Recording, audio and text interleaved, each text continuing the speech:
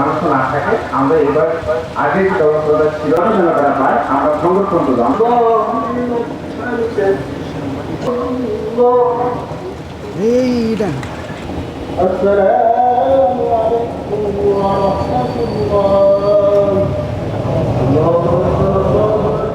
ঈদুল আজহা ত্যাগের মহিমায় মহিমান্বিত হয়ে আমরা এটা উদযাপন করছি।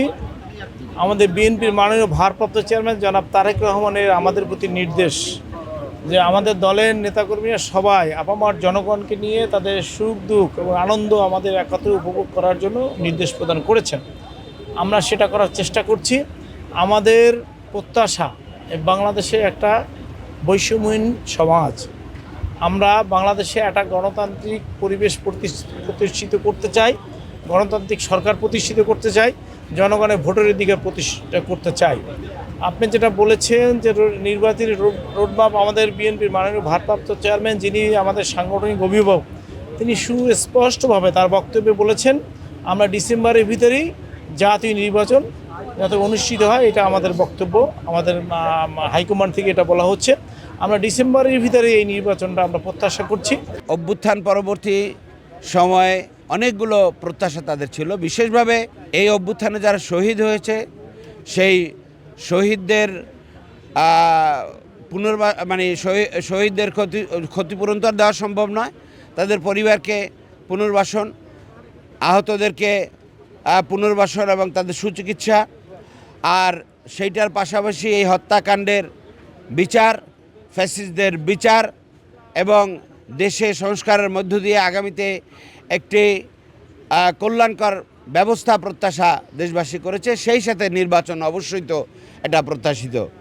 এবং বাংলাদেশ জামাত ইসলামী সবসময় বলে আসছে যে এই সমস্ত কিছু সম্পন্ন করে এবং দেশবাসীর আরও প্রায় অনেক সকলেই তারা এই ধরনের একটি বিচার, সংস্কার, নির্বাচন এবং দেশের মানুষের জন্য ফ্যাসিস্ট মুক্ত চিরস্থায়ী একটি কল্যাণকর ব্যবস্থা যেন বাংলাদেশ তৈরি হয় সেটা প্রত্যাশা করছে। টানা সপ্তমবারের মতো বেস্ট টিস্যু পেপার ব্র্যান্ড হিসেবে স্বীকৃতি পেয়েছে বসুন্ধরা টিস্যু। দেশবাসীর প্রতি প্রত্যাশা হচ্ছে আপনারা অনেকদিন ভোট দিতে যান নাই, সামনে ভোট আসতেছে এবং সবাই শান্তি শৃঙ্খলা রক্ষা করেন। কিছু লোকরা দেশের মধ্যে অরাজকতা করার জন্য চেষ্টা করছে, সবাই সজাগ থাকলে সেটা করতে পারবে না। এবং আমি বলবো সরকার কোনো দ্বিমুখী কোনো কিছু চিন্তা না করা সরকারের জন্য ভালো। সরকার রাজনৈতিক দলের সাথে আলোচনা করে কাজ করবে, এটাই সরকারের মূল উদ্দেশ্য থাকা উচিত। ইউনূস সাহেব যেভাবে আমাদের গভর্নমেন্ট, ইউনূস সাহেবের আমার কাছে দাবি ও তার কাছে আমাদের অপোজিশনের মতোই যে আপনাকেই সব কিছু করে দিতে হবে এবং রূপরেখা রেখে। তো সেখানে দেখা যায় যে তারা অন্য এত বিষয়গুলো নিয়ে আসতেছে, তাতে অনেক সময় লাগতেছে।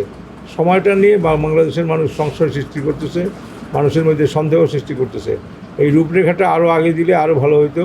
এবং এখন যেখানে সেনাপ্রধান বলে ডিসেম্বরে, যেখানে বিএনপি বলে ডিসেম্বরে, তারপর উনি জাপানে গিয়ে যে বক্তব্যটা দিয়েছেন সেটা বাংলাদেশের মানুষ ওনার কাছ থেকে আশা করি না আমরা। কারণ 3 মাসে তত্ত্বাবধায়ক সরকার করা গেলে 9 মাসে কেন ভোটের এই নির্বাচনী সরকার তো তৈরি করা যাবে না, অন্তর্বর্তীকালীন সরকার করা যায় না। দেশের মানুষ এটা বুঝতে চায় না, কারণ মানুষ দেশে 3 মাসের তত্ত্বাবধায়ক সরকার করা যায়, মানুষের ভোট করা যায়। এখন উনি দেশের উন্নয়নের জন্য তিনি চিন্তা করতেছেন।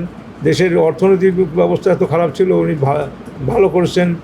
রিজার্ভ ফান্ড এটাও একটা ভালো অবস্থায়, এবং অন্যান্য জায়গায় উনি যেসব চিন্তা ভাবনা করতেছেন, আমার মনে হয় সেটা না করে দেশবাসী আশা করে ভোটের চিন্তা, একদম নির্বাচিত সরকারের চিন্তা, এবং সেই নির্বাচিত সরকারটাই দেশের মানুষের কাছে সবচেয়ে বড় প্রত্যাশা। আপনারা এখানে যারা উপস্থিত আছেন সকলের মাধ্যমে বরিশালবাসীকে ঈদের শুভেচ্ছা জানাচ্ছি। আপনাদের এখানে যারা উপস্থিত হয়েছেন সবাই এই বরিশাল শহরেই বাসিন্দা বসবাস করছেন। আপনারা জানেন যে আমরা একটা বিশেষ পরিস্থিতির পর এই সর্বপ্রথম ঈদুল আজহা পালন করছি। তো এই ঈদুল আজহা পালনের পর আমাদের মাঝে যেন কোনো বিবাদ না থাকে, আমরা যেন সবাই মিলেমিশে একসাথে অবস্থান করতে পারি, আমাদের মনের পশুত্ব কোরবানি দিয়ে যেন আমরা সমাজে আবার নবরূপে ফিরে আসতে পারি, সেই আহ্বান আমি আপনাদের সকলকে জানাচ্ছি। আর একই সাথে আরেকটি অনুরোধ জানাচ্ছি, এটি আমার অনুরোধ, বিনীত অনুরোধ বরিশাল নগরবাসীর প্রতি, সেটি হলো যে আমাদের বরিশাল শহরের যে পরিচ্ছন্নতার বিষয়ে আমরা যে উদ্যোগ নিয়েছি, যারা কোরবানি দিচ্ছেন তাদের সকলকে আমরা ব্যাগ এবং ব্লিচিং পাউডার সরবরাহ দিচ্ছি। আপনারা দয়া করে কোরবানির যে বর্জ্য হবে সেই বর্জ্যকে ব্যাগের ভিতরে রেখে আমাদেরকে সেটি অপসারণে সহায়তা করবেন।